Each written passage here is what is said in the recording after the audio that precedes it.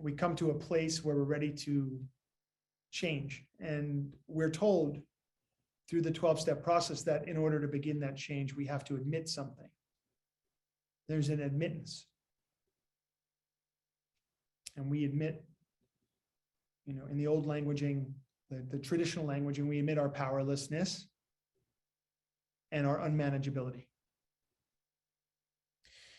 In the Recovery 2.0 languaging, we're admitting our disconnection from our source of power, which we could refer to as consciousness. Same thing, different way, different language. We make that admittance, and then after having made that admittance and recognizing we're disconnected from the source of our power, or we've been in a state of powerlessness, however you use that languaging, that the next part of this process is to come to a new belief, that we can move into a new belief system. And in this new belief system, that we believe that we could reconnect with our source of power, or in the traditional languaging of the 12 steps, that we could be the recipient of support from a power greater than ourselves. From where I'm coming, same thing. Same thing, slightly different perspective, doesn't matter. Either perspective will get you there. Whatever perspective serves you, that's the perspective you take. No right and no wrong here. And then, having come into that new belief system, we're told and encouraged to make a decision. We make this decision. In making a decision, we cut something away. That's that word decise, that root of the word decision, decise, to cut away. So we're going to make a decision here. We're going to cut something away in order to access something else. So we make a decision to release the way we once were and to commit to this life dedicated to the new belief system. The new belief system of I can reconnect with the source of my power, or I can receive power from a power greater than myself. And so, having recognized, since that's possible, since we'll heal, since we can access more power, we'll make a decision to access more power. That's what we'll do. That's our decision. So we're deciding to be in a process of reconnection rather than where we have been, which has been disconnection. And then right away after we make that decision, we're told this decision is great and it can really only sustain if an action now follows.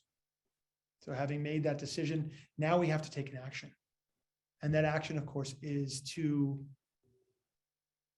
do a thorough, honest, and deep personal inventory, to inquire into the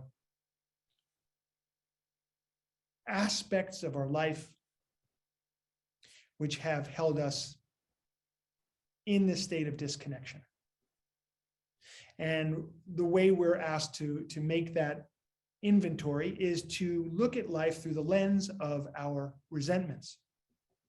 That if we look through resentment, everything we've been holding on to will come to the surface, to the extent that we're able to see it, right? We those of us who have done many fourth steps, we may have thought or hoped after the first fourth step, it's one and done. I'm going to do this. Everything I need to know is going to come to the surface.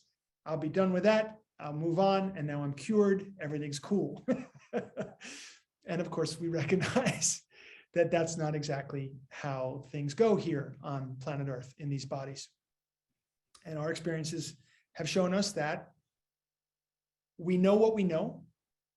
We can see what we can see. And what we're doing in this inventory is to effectively shine a light on our consciousness to that point. What can we see? What can we notice? What can we call up into consciousness so that we can work on it and then process through it and move beyond that? So that's our process in the fourth step. And we know that more will be revealed, right? That's what our experience shows us. More will be revealed through this process. So in that fourth step inventory, we learn so much about what we have held on to, what our fears are, where our shame is, if we're carrying that, where our guilt lies, where our grief is. And there's nothing wrong per se with shame, guilt, grief, and resentment, as long as we use them as teachers. And once we've learned the lesson they have to teach us, discarding them and moving forward and never looking back, being truly in that state of freedom.